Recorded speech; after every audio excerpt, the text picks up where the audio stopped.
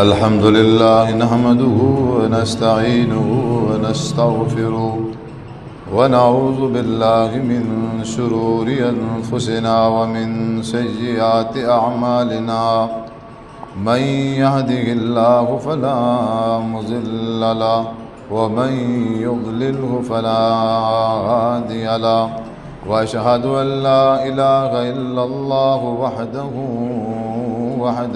لا شريك له وأشهد أن محمدًا عبده ورسوله أما بعد فإن خير الحديث كتاب الله وخير الهدي هدي محمد صلى الله عليه وسلم وشر الأمور محدثاتها فإن كل محدثة بدعة وكل بدعة ضلالة وكل ضلالة في النار. أعوذ بالله من الشيطان الرجيم. بسم الله الرحمن الرحيم. يا أيها الذين آمنوا اتقوا الله حق تقاته ولا تموتن إلا وأنتم مسلمون. يا أيها الناس اتقوا ربكم الذي خلقكم من نفس واحدة وخلق منها زوجها وبث منهما رجالا كثيرا ونساء واتقوا الله الذي تساءلون به والأرحام إن الله كان عليكم رقيبا. يا أيها الذين آمنوا اتقوا الله وقولوا قولا سديدا يصلح لكم أعمالكم ويغفر لكم ذنوبكم ومن يطع الله ورسوله فقد فاز فوزا عظيما. قال الله تبارك وتعالى في القرآن المجيد والفرقان الحميد. بسم الله الرحمن الرحيم. إن الذين قالوا ربنا الله ثم استقاموا تتنزل عليهم الملائكة ألا تخافوا ولا تحزنوا وأبشروا بالجنة التي كنتم توعدون. نحن أولياؤكم في الحياة الدنيا وفي الآخرة ولكم فيها ما تشتهي أنفسكم ولكم فيها ما تدعون نزلا من غفور رحيم.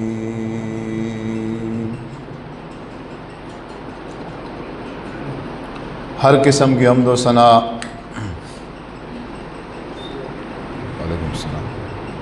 اللہ وحدہ لا شریک کی ذات کے لیے.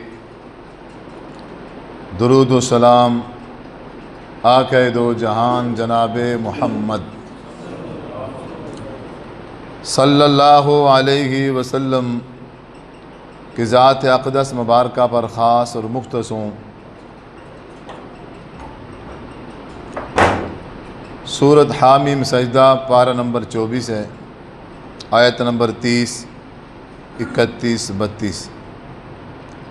اللہ تعالیٰ نے ارشاد فرمایا ان الذین قالوا ربنا اللہ، بے شک وہ لوگ جو کہتے ہیں ربنا اللہ، ہمارا رب اللہ ہے،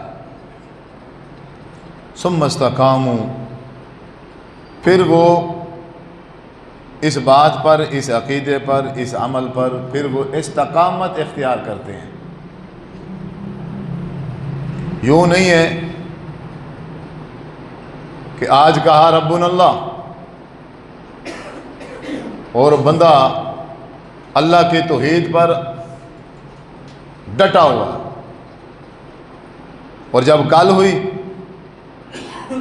پھر جی اب برادری ہے جی، پھر رشتہ دار ہیں جی، پھر دوست احباب ہیں، اور جو مولوی صاحب کوشش بڑی کی ہے پر نہیں چل رہا، سسٹم چلتا نہیں ہے.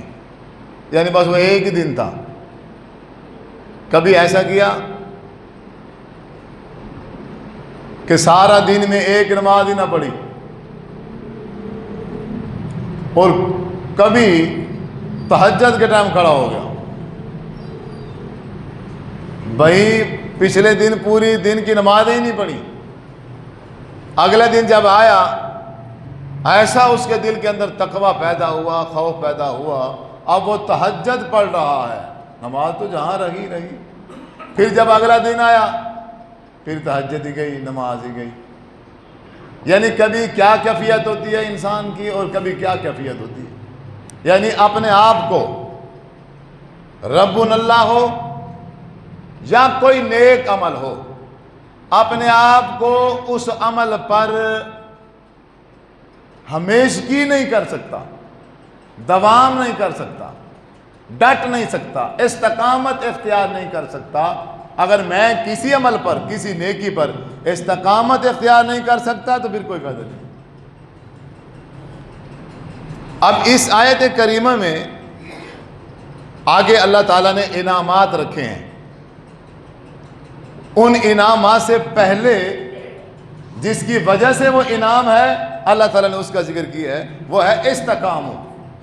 کوئی بھی عمل ہے، چھوٹا عمل ہے یا بڑا عمل ہے، بندہ اس پر کیا ہو، استقامت ہو۔ میں نے جھوٹ نہیں بولنا تو نہیں بولنا، چاہے وہ میرے باپ کے خلاف ہی گواہی آ جائے۔ میں نے اپنے ساتھ تہیہ کیا ہے میں نے زندگی میں جھوٹ نہیں بولنا، تو جھوٹ ختم ہو گیا بس۔ میں نے آج تہیہ کر لی ہے، آج کے بعد اے اللہ میں توبہ کر رہا ہوں، میں آج کے بعد نماز نہیں چھوڑوں گا، تو پھر موت تک جس طرح کے مرضی حالات ہو جائیں، بندہ سفر میں ہے، بندہ حضر میں ہے، بندہ خوشی میں ہے، بندہ غمی میں ہے، بندہ بیمار ہے، بندہ ہسپتال میں ہے، کھڑے ہو کے نہیں پڑھ سکتا، بیٹھ کے پڑھ رہا ہے، بیٹھ کے نہیں پڑھ سکتا، لیٹ کے پڑھ رہا ہے، لیٹ کے نہیں پڑھ سکتا، اشاروں کے ساتھ، لیکن نماز نہیں چھوڑی۔ کوئی بھی چھوٹا سا عمل اس بندے نے شروع کیا اپنی زندگی میں، اب کیا کرے؟ اب اس کو 100% کوشش کرنی چاہیے کہ یہ عمل مجھ سے چھوٹے۔ اللہ تبارک و تعالیٰ کو تمام اعمال میں سے سب سے پسندیدہ جو عمل ہے وہ کون سا ہے؟ جب صحابی نے آپ صلی اللہ علیہ وسلم سے سوال کیا، اے محبوب اللہ تعالیٰ کو کون سا عمل سب سے زیادہ پسند ہے؟ آپ نے فرمایا عمل چاہے تھوڑا کیوں نہ ہو، عمل چاہے تھوڑا کیوں نہ ہو، لیکن اس پر ہمیشگی ہونی چاہیے۔ ہمیشگی والا جو عمل ہے وہ اللہ تعالیٰ کو بہت پسند ہے۔ آواز کم کر دیں۔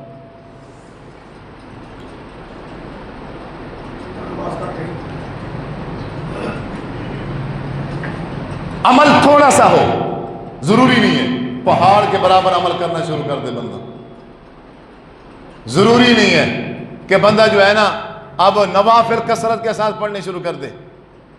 میں اپنی طبیعت کو، اپنے مزاج کو، اپنی عادات کو جانتا ہوں، مجھ سے بہتر کوئی بھی نہیں جانتا۔ اب جب میں کام کرنے شروع لگا ہوں تو کام شروع کرنے سے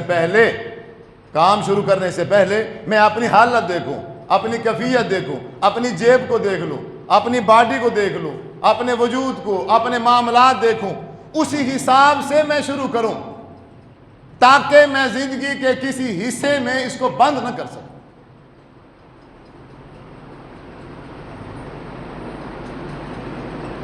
ابھی رمضان گزرا ہے،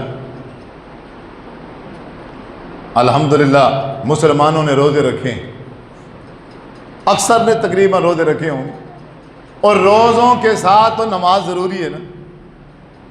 اب انہوں نے روزہ رکھا، 1 مہینہ مسلسل 5 نمازیں پڑھی، لیکن عید نماز پڑھنے کے بعد اب وہ کہاں گئے ہیں؟ اب وہ نمازیں، اچھا رمضان میں تراویحاں پڑھی ہیں، یہ جو تراویح ہے یہ نماز تہجد ہے، یہ تراویح قیام اللیل ہے۔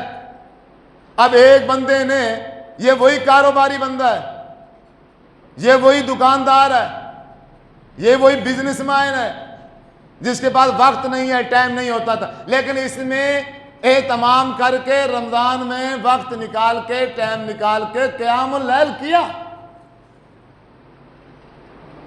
اصل تو اللہ تعالیٰ نے انسان کی وہ عادت بنوانی تھی کہ باقی کیا 11 مہینے ایسے کرنا ہے اور پھر ساری زندگی ایسے کرنا ہے۔ کہاں تراویحاں رہیں، اب تو وہ نماز ہی نہیں پڑھتے۔ اب آپ ایمانداری سے بتاؤ، ان کے وہ رمضان کے رکھے ہوئے روزے کیا روزے ہیں، جن روزوں سے انسان نمازی نہ بن سکا، جن روزے رکھنے کے ساتھ انسان غلط بیانی نہیں کر سکتا، جھوٹ نہیں بول سکتا، گالم گلوچ نہیں کر سکتا، کسی کے ساتھ دھوکہ فراڈی نہیں کر سکتا۔ اب عید پڑھنے کے بعد پھر وہی دھوکے، عید پڑھنے کے بعد پھر وہی فراڈیاں، عید پڑھنے کے بعد پھر وہی 2 نمبری، تو سمجھو اس نے کیا کیا؟ کچھ بھی نہیں کیا۔ ہاں، اگر یہ جس طرح روزہ رکھ کے باز آ گیا تھا گناہوں سے، 1 مہینے کی پریکٹس اللہ تعالیٰ نے کرائی ہے، 1 مہینہ اس نے مسلسل نماز پڑھی ہے، اب اس کا حق بنتا تھا زندگی بھر، جب تک اس کی زندگی ہے، نہ نماز چھوٹتی اور نہ قیام اللیل چھوٹتا، اور نہ ہی اس کی زبان سے وہ گالم گلوچ، وہ غیبت، وہ چغلیاں جو یہ روزے سے نہیں کرتا تھا، اب بھی وہ نہیں کرتا۔ اگر وہی کیفیت اور حالت ہماری مستقل بن جائے پھر کیا ہوگا؟ پھر اللہ تعالیٰ فرماتا ہے تتنزل علیہم الملائکہ، اللہ، آسمان سے فرشتے اتریں گے، آسمان سے فرشتہ آ کر کہے گا، اے ملک صاحب، خان صاحب، چودھری صاحب، کمال ہو گیا تمہارا، تو زندگی بدل دی آپ نے اپنی عادت مستقل چینج کر لی ہے۔ آپ نے جو چھوٹا سا عمل نیکی والا شروع کیا ہے، اس پر اس طرح کی ہمیشگی، اس پر اس طرح کا استقامت اللہ تعالیٰ نے ابھی ہمیں نازل کیا ہے تیرے لیے، اور تجھے خوش خبری دینے کے لیے ہم آئے ہیں۔ اے بندے، اعمال پہ ہمیشگی کرنے والے، اے میرے بندے، اللہ فرما رہا ہے لا تخافوا ولا تحزنوا، کسی قسم کا خوف نہیں کھانا، کسی قسم کی کوئی پریشانی اور غم کرنے کی ضرورت نہیں ہے۔ ابشروا بالجنہ، یہ جنت کی خوشخبری سن، التی کنتم توعدون، جس جنت کا اللہ تعالیٰ نے تم سے وعدہ کر رکھا ہے۔ کوئی عمل ہو اس میں ہمیشگی ہونی چاہیے، وہ عمل چھوٹا ہو، وہ عمل بڑا ہو، اگر اس عمل میں ہمیشگی نہیں ہے تو پھر وہ عمل مومنوں کا نہیں، پھر وہ عمل منافقین کا ہو جاتا ہے۔ اللہ، آپ صلی اللہ علیہ وسلم نے صحابہ کرام کو یہی تبلیغ کی ہے، یہی تلقین کی ہے، اور آپ نے ہمیشگی والے عمل پر جنت کی بشارتیں دی ہیں، وہ چاہے معمولی سا عمل کیوں نہ ہو۔ ابھی میں آپ کے سامنے بتاتا ہوں اور آپ کہو گے یہ اتنا سا عمل اور اس کے بدلے میں جنت۔ اللہ، آپ صلی اللہ علیہ وسلم نے فرمایا جو بندہ ہر فرض نماز کے بعد، ہر فرض نماز پڑھنے کے بعد وہ کہتا ہے اللہ لا الہ الا هو الحی القیوم، آیت الکرسی پڑھتا ہے، لا تأخذہ سنۃ ولا نوم، لہ ما فی السماوات وما فی الارض، من ذا الذی یشفع عنده الا بإذنہ، یعلم ما بین ایدیہم وما خلفہم، ولا یحیطون بشیء من علمہ الا بما شاء، وسع کرسیہ السماوات والارض ولا یؤودہ حفظہما وہو العلی العظیم۔ نماز پڑھتا ہے اور نماز پڑھنے کے بعد یہ آیت الکرسی پڑھتا ہے اور اس پر ہمیشگی کرتا ہے۔ آپ صلی اللہ علیہ وسلم نے شاہ فرمایا اس بندے کے درمیان اور اس کی جنت کے درمیان صرف موت رکاوٹ ہے، جیسے ہی روح نکلے گی یہ فوراً جنت میں داخل کر دیا جائے گا۔ یہ عمل ہے، یہ عمل چھوٹا سا ہے، لیکن اس کے ساتھ جو شرط ہے نا استقامت والی، اس کے ساتھ جو شرط ہے اس کے لیے یہ ہے کہ اس بندے کو 5 نمازیں لازم پڑھنی پڑیں گی۔ نماز کے بعد جو ہے، ورنہ تو بندہ ایسے کبھی پڑھ لے اللہ لا الہ الا اللہ الحی القیوم، نہیں، شرط ہے آیت الکرسی پڑھنی ہے پر فرض نماز کے۔ تو اس کا مطلب ہے پہلے فرض نماز پڑھنی ہے۔ جب انسان 5 وقت کا نمازی بن جائے گا، اور بالخصوص جن کو میرے رب نے توفیق دی ہے 5 وقت کی نماز پڑھنے کی، وہ تو کم از کم اس چیز کا اہتمام کریں۔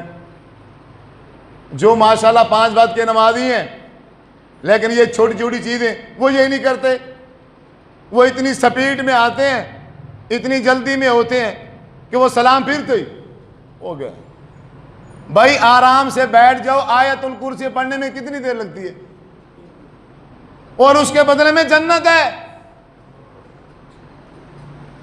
میں جا کے کیا کما لوں گا؟ میں جا کے ایک اونٹ خرید کر کے ذبح کر کے لوگوں میں تقسیم کر دوں تو بھی جنت کی ضمانت نہیں ہے۔ ثواب ملے گا، اجر ملے گا، اچھا کام ہے، فلاں ہے، یوں ہے۔ اور غربا مساکین میں نے لاکھوں کروڑوں تقسیم کر دی، جنت کی ضمانت نہیں ہے۔ مل بھی سکتی ہے، نہیں بھی مل سکتی، ثواب ملے گا، اجر ملے گا، لیکن یوں نہیں ہے کہ تم ایک بکرا خریدو، اس کو ذبح کر کے ایک مسکین کو کھلا لو سیدھا جنت میں، ایسا نہیں ہے۔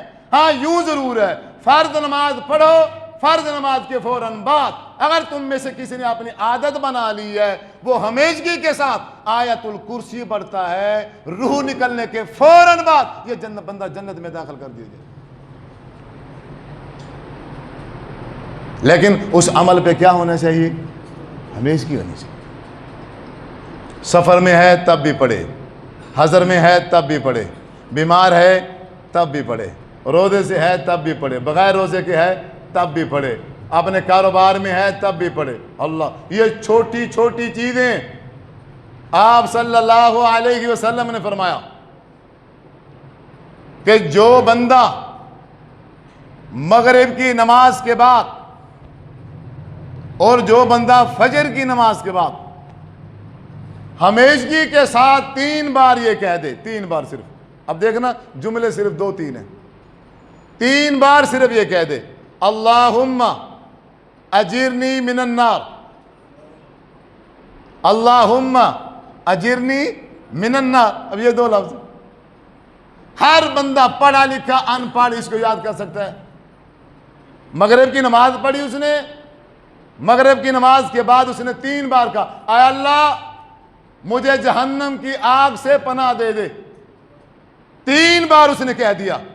آپ صلی اللہ علیہ وسلم نے ارشاد فرمایا اگر کوئی بندہ ہمیشگی کے ساتھ ایسا کرتا ہے اللہ تعالیٰ اس کو جہنم سے آزاد کر دیتا ہے۔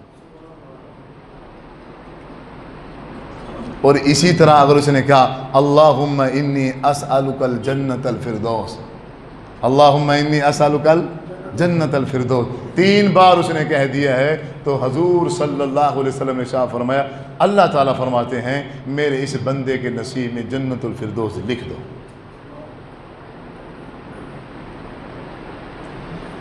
حضرت ام حبیبہ رضی اللہ تعالیٰ عنہ فرماتی ہیں جب سے آپ صلی اللہ علیہ وسلم نے یہ کہا ہے نا کہ میری امت میں سے جو بندہ مجھے اس بات کی ضمانت دے دے کہ وہ جب تک زندہ رہے گا، اب سننا، جب تک وہ زندہ رہے گا وہ 12 رکعات 12 سنتیں پڑھتا رہے گا، تو حضور نے کہا میں محمد صلی اللہ علیہ وسلم اسے جنت کی ضمانت دیتا ہوں۔ آپ صلی اللہ علیہ وسلم نے جس عمل پر ہمیشگی کی ہے کسی صورت میں بھی نہیں چھوڑا۔ زندگی میں ایک دن ایسی صورت پیدا ہو گئی تھی جس کی وجہ سے آپ صلی اللہ علیہ وسلم کی ظہر کی بعد کی 2 سنتیں رہ گئیں۔ آپ بیت المال مال غنیمت تقسیم کر رہے گئے کہ نماز کے فوراً بعد تقسیم کرتے کرتے کرتے کرتے عصر کا ٹائم ہو گیا، سنتے ہیں نہ پڑھ سکے، عصر کے فرض پڑھائے، عرصے کے فرض پڑھانے کے بعد آپ صلی اللہ علیہ وسلم وہ ظہر کی 2 سنتیں پڑھ رکھے گئے۔ صحابہ نے پوچھا یا رسول اللہ صلی اللہ علیہ وسلم ہمیں منع کرتے ہیں کہ عصر کے بعد کوئی نوافل نہیں گئے، آپ خود پڑھ رہے ہو؟ فرمایا میری ظہر کی 2 سنتیں رہ گئی تھی، میں وہ پڑھ رہا ہوں۔ اتنی تاکید اور اتنی ہمیشگی کی آپ نے، اور ہمارے بھائی سنتوں کو ہاتھ نہیں لگاتے، اور اتنی بڑی ضمانت۔ اگر کوئی بندہ فجر کے فرضوں سے پہلے 2 سنتیں، ظہر کے فرضوں سے پہلے 4 سنتیں، ظہر کے فرضوں کے بعد 2 سنتیں، مغرب کے فرضوں کے بعد 2 سنتیں، عشاء کے فرضوں کے بعد 2 سنتیں، اگر یہ ہمیشگی کے ساتھ پڑھ لے، کبھی بھی نہ چھوڑے، تو آپ صلی اللہ علیہ وسلم نے ارشاد فرمایا ہے میں اسے جنت کی ضمانت دیتا ہوں۔ ہمارے مسلمانوں کا کوئی حال نہیں ہے، کچھ ایسے ہیں جو پڑھتے نہیں ہیں، کچھ ایسے ہیں جو پڑھتے، اور کچھ ایسے ہیں جو پڑھنا شروع کرتے ہیں وہ پھر وہ دیکھتے ہی نہیں ہیں کہ پڑھنی 2 ہیں، وہ 10 پڑھ دیتے ہیں۔ بھئی اب کھڑے ہو کے دو، اب یہ بیچارہ تھک گیا ہے، اب بیٹھ کے دو، پھر کھڑے ہو کے دو، پھر بیٹھ کے دو۔ بھئی اتنا جو تو تنگ ہو رہا ہے وہ رہنے دے، بس کر دے، نوافل ہی ہے نا۔ آپ صلی اللہ علیہ وسلم نے تو عشاء کے بعد صرف 2 سنتیں پڑھی، یا ایک حدیث میں ہے آپ نے 4 سنتیں پڑھی، بھی 2 مسجد میں پڑھی ہیں، اور امی عائشہ صدیقہ رضی اللہ تعالی عنہ فرماتی ہیں 2 آپ آگے گھر پڑھتے تھے۔ تو آپ صلی اللہ علیہ وسلم عشاء کے فرضوں کے بعد صرف 2 سنتیں پڑھیں، اور ہمارے جو مسلمان بھائی ہیں وہ عشاء کے فرض پڑھنے کے بعد 2 سنتیں، پھر 2 نفل، پھر پتہ نہیں 2 سنتیں، یعنی اس طرح کرا کے وہ وطروں کو ساتھ ملا کے 17 رکعتیں پڑھتے ہیں، اور یہ 17 رکعتیں نماز عشاء بنا کے پڑھتے ہیں۔ اور ان بھولے مسلمانوں کو آج تک اتنا نہیں پتا چل سکا کہ عشاء کی نماز کی رکعتیں کتنی ہیں۔ جہالت کی انتہا ہے۔ امام ابو حنیفہ رحمۃ اللہ علیہ نے کہا تھا کہ عشاء کی نماز کے فوراً بعد اگر تمہیں خطرہ ہو، اگر تمہیں خوف ہو کہ ہم صبح اٹھ کر تہجد نہیں پڑھ سکیں گے، ہم قیام اللیل نہیں کر سکیں گے، تو پھر تم ایسا کرنا کہ عشاء کے فرضوں کے بعد وہ جو تہجد کی نماز ہے وہ کتنی رکعت ہے؟ 8۔ تہجد کی نماز کتنی رکعت ہے؟ 8۔ 4 فرض اور 8 وہ تہجد کی نماز، کتنے ہو گئے؟ 12۔ اور 2 سنتیں کتنے ہو گئے؟ 12 اور 2 14، اور 3 وتر، اور اب ہوئی ہیں 17۔ تہجد کی رکعتیں، قیام اللیل کی رکعتیں اور نماز تراویح وہ ملائیں گے تو جا کے کتنی رکعتیں بنے گی؟ 17۔ امام ابو حنیفہ نے کہا تھا رحمت اللہ علیہ نے، اور ان کی بات کسی نے سمجھی نہیں ہے۔ ان مولویوں کو جو سمجھ نہ آئی، مولوی نے جو غلطی کھائی ہے وہ ساری کی ساری امت اسی غلطی کے اوپر کھڑی۔ انہوں نے کہا تھا کہ عشاء کی نماز کے فوراً بعد وہ قیام اللیل، تہجد والی نماز بھی پڑھ لینا، اگر ڈر ہو، خوف ہو صبح نہ اٹھنے کا، وہ پڑھ لینا۔ اب انہوں نے کیا کیا ہے؟ وہ 17 کی 17 رکعتیں نماز عشاء بنا دیے۔ دین میں اضافہ ہوا کہ نہ ہوا؟ دین کو تبدیل کر دیا، دین کو، اور نماز کی شکل تبدیل کر دی ہے۔ ابھی ہم سمجھائیں، انہیں بتائیں، یہ پھر آگے سے پھر آنکھیں دکھائیں گے، ہے پاگل ہے یہ فلاں، پاگل یہ ہے جو حضور صلی اللہ علیہ وسلم کا طریقہ سمجھا رہا ہے، اور جنہیں پتہ ہی نہیں ہے ہم کیا پڑھ لگے گئے۔ میں تو ان مولوی سے کہتا ہوں بھائی 17 ہی پڑھنی ہے نا، پڑھو 17۔ کون ہوتا ہے منع کرنے والا؟ کوئی منع نہیں کرتا۔ اگر رمضان المبارک میں عشاء کے بعد قیام اللیل پڑھا جا سکتا ہے، بات سمجھنا، تو پھر باقی 11 مہینے بھی پڑھا جا سکتا ہے۔ پڑھو، اتنا تو پتا ہو کہ میں کیا پڑھ رہا ہوں۔ نماز عشاء 4 فرض پڑھ لیے میں نے، اب مجھے تو پتا ہو میں اب عشاء پڑھ رہا ہوں یا تہجد کی نماز پڑھ رہا ہوں۔ بس صرف یہی کلیئر کر لو، صرف اپنی نیت تبدیل کر لو کہ عشاء کی نماز 4 فرض، 2 سنتیں اور 3 وتر، 9 رکعت ہے، اور باقی جو 8 رکعتیں میں نے پڑھنی ہے وہ نماز تہجد ہے۔ آئندہ اگر 17 کسی میرے بھائی نے رکعتیں پڑھنی ہے تو اس کا طریقہ یہ ہے 4 فرض اور 2 سنتیں پڑھ کے پھر وہ بندہ نیت کر لے، اب میں کیا پڑھ رہا ہوں؟ نماز تہجد۔ اب میں کیا پڑھ رہا ہوں؟ نماز تہجد۔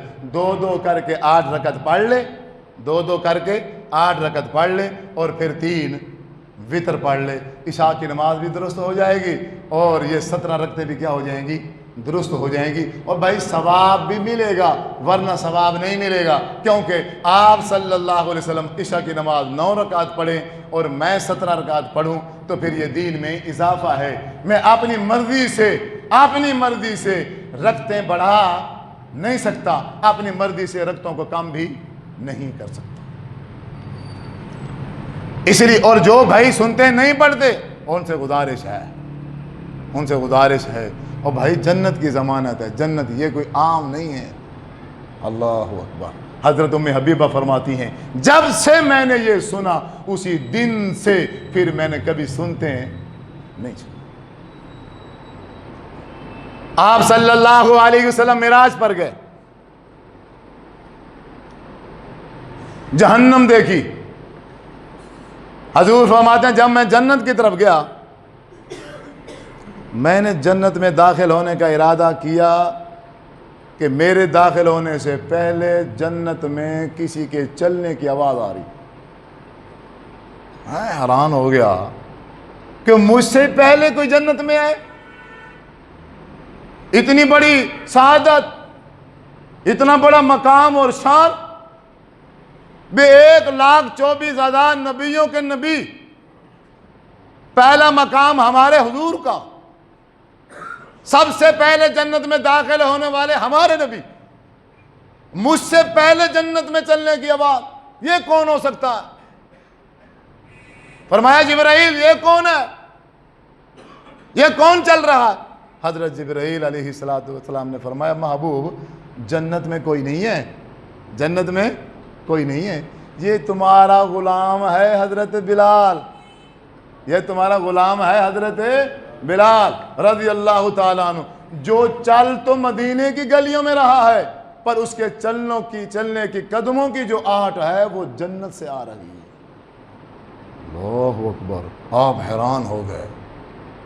حیران ہو گئے، اے بلال ایسا عمل تو ہے نا کہ جو تو کرتا ہے ابو بکر نہیں کرتا، عمر نہیں کرتا، عثمان نہیں کرتا، علی المرتضیٰ نہیں کرتا ہے، 1,36,000 صحابہ میں نہیں ہے، وہ تو کرتا ہے۔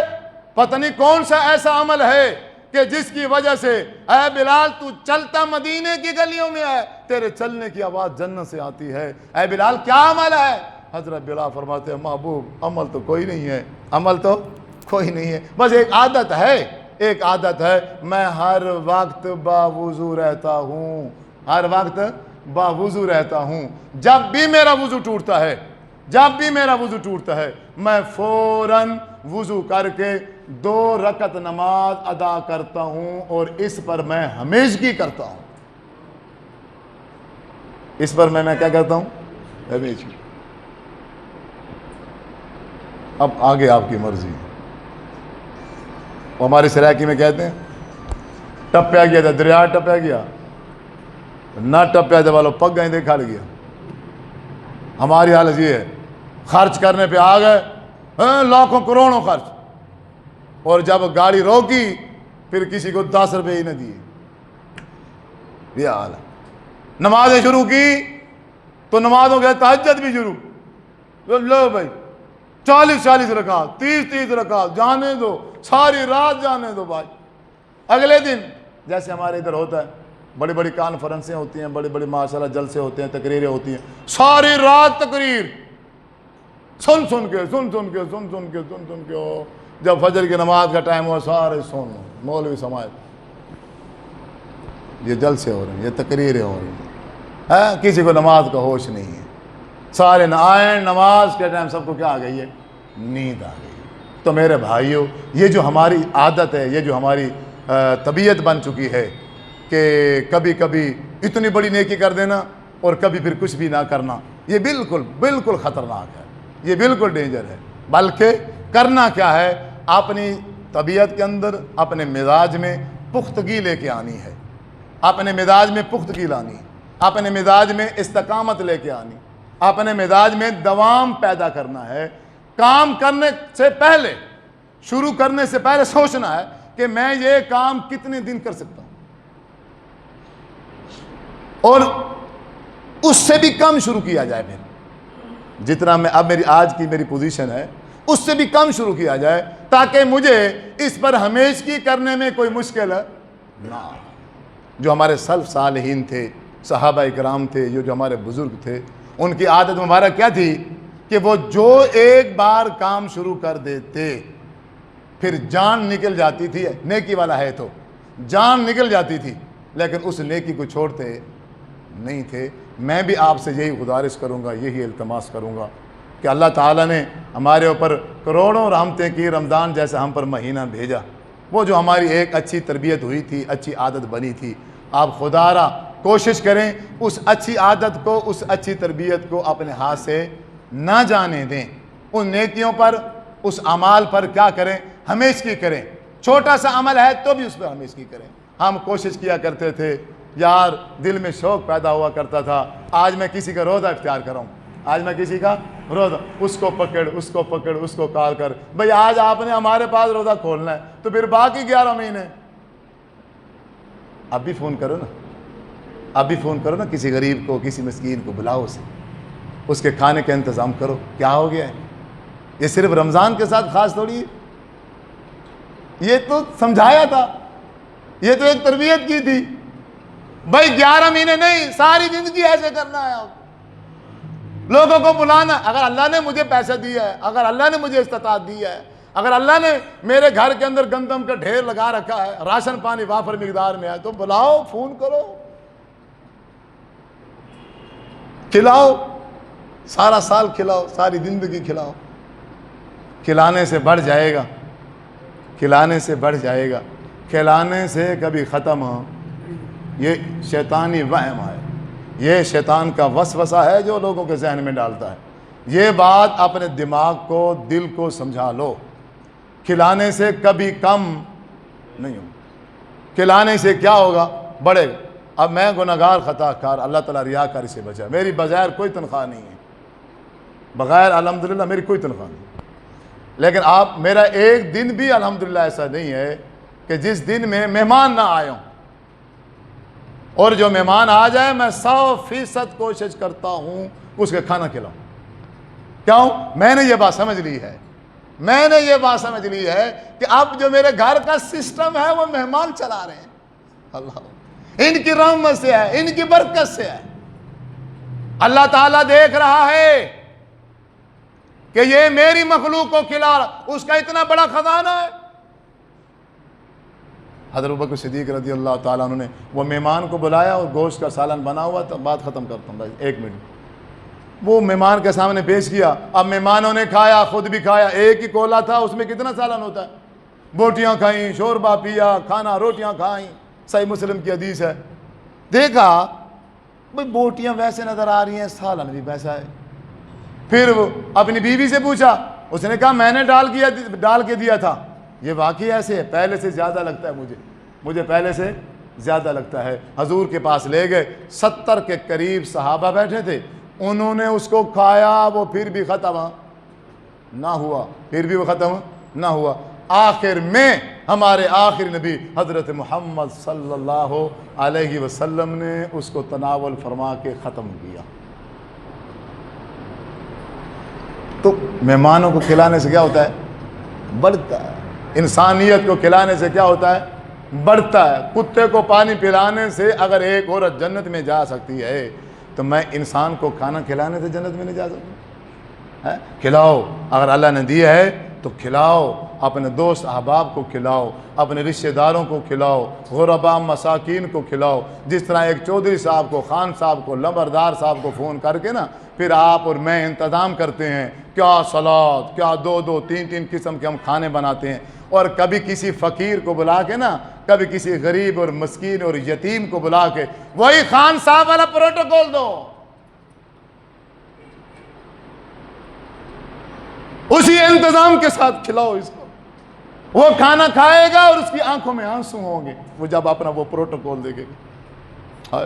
اور خالق اور مالک آسمان سے بیٹھا یہ نظارہ دیکھے گا، یہ نظارہ دیکھے گا، وہ پچھلے اگلے سارے گناہ معاف کر دے گا انشاءاللہ، اور ہمارے رزق بھی اضافہ کر دے گا. تو عزیز بزرگوں، نوجوان ساتھیوں، رمضان نے ہماری تربیت کی ہے. اب ہر بندہ کوشش کرے جو چیز ہم نے اچھی رمضان میں سیکھی ہے اب زندگی میں اس کو باقی رکھا جائے، اس پر عمل کیا جائے، اس پر ہمیشگی کی جائے، اس پر دوام کیا جائے. اگر میں ہمیشگی کرنے میں، دوام کرنے میں کامیاب ہو گیا تو سمجھو میری دنیا ہی بن گئی، میری آخرت بھی بن گئی. اللہ تعالیٰ سے دعا ہے اللہ رب العزت جو میں نے سنایا اور آپ نے جو سنا ہم سب کو اس کے مطابق عمل کرنے کی توفیق عطا فرمائے. وآخر دعوانا ان الحمدللہ رب العالمین. آمین.